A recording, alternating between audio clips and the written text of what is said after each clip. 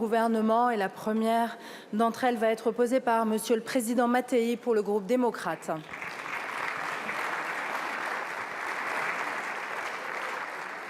Merci Madame la Présidente. Madame la Première ministre, ces derniers jours, nombre d'entre nous avons vu avec inquiétude se multiplier sur les réseaux sociaux les tags antisémites partout en France. Cela nous rappelle avec horreur les temps de la peur que nous croyons disparus. Cette peur est ressentie aujourd'hui par nombre de familles de confession juive avec la multiplication des actes antisémites depuis le 7 octobre dernier. Pour l'année 2015, nous déplorions 808 actes antisémites. Au cours de ces 3 dernières semaines, ces 850 actes qui ont été commis en France. Plus de 6000 messages sur les réseaux sociaux ont fait l'objet d'un signalement sur Pharos.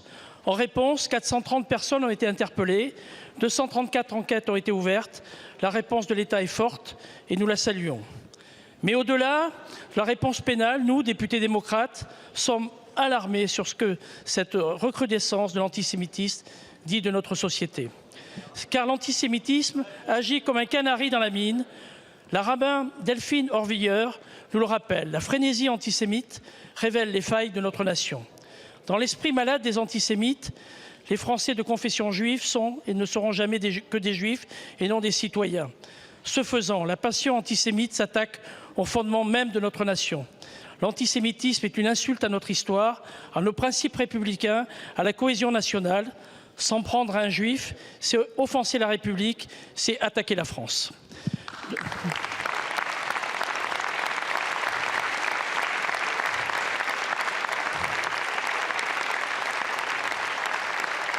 De la même façon, tout acte qui vise à condamner l'autre, à l'agresser pour ce qu'il est, pour sa religion ou pour son origine, est insupportable pour notre pays.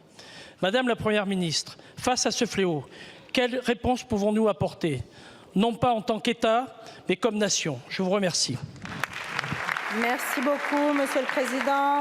La parole est à Madame la Première ministre. Merci Madame la Présidente, Mesdames et Messieurs les députés, Monsieur le Président Jean-Paul Mattei.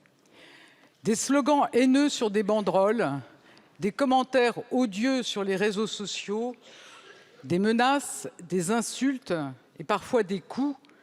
L'antisémitisme a de multiples visages, tous aussi insupportables.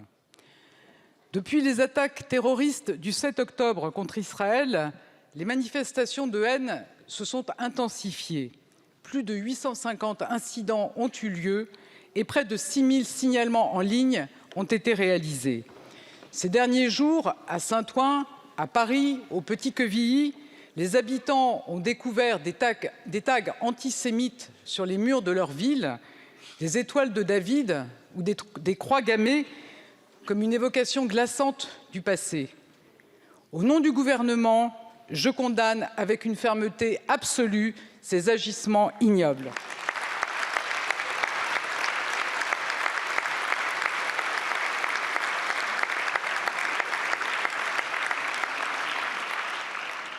L'antisémitisme, c'est la lâcheté, la haine de l'autre, et tous ceux qui se rendent coupables de ces actes doivent être interpellés et condamnés. La France s'est construite depuis plus de 200 ans comme une terre de liberté, d'ouverture et de tolérance. S'en prendre à quelqu'un parce qu'il est juif, c'est s'en prendre à nos valeurs les plus fortes. C'est s'en prendre à ce qui nous rassemble. C'est s'en prendre à l'âme même de la République. Rien ne peut être toléré, justifié ou excusé. Depuis le 7 octobre, nous avons redoublé d'efforts. Le ministre de l'Intérieur a immédiatement passé des consignes de vigilance aux préfets et aux forces de l'ordre. La sécurisation des lieux sensibles, les écoles, les lieux de culte a été renforcée.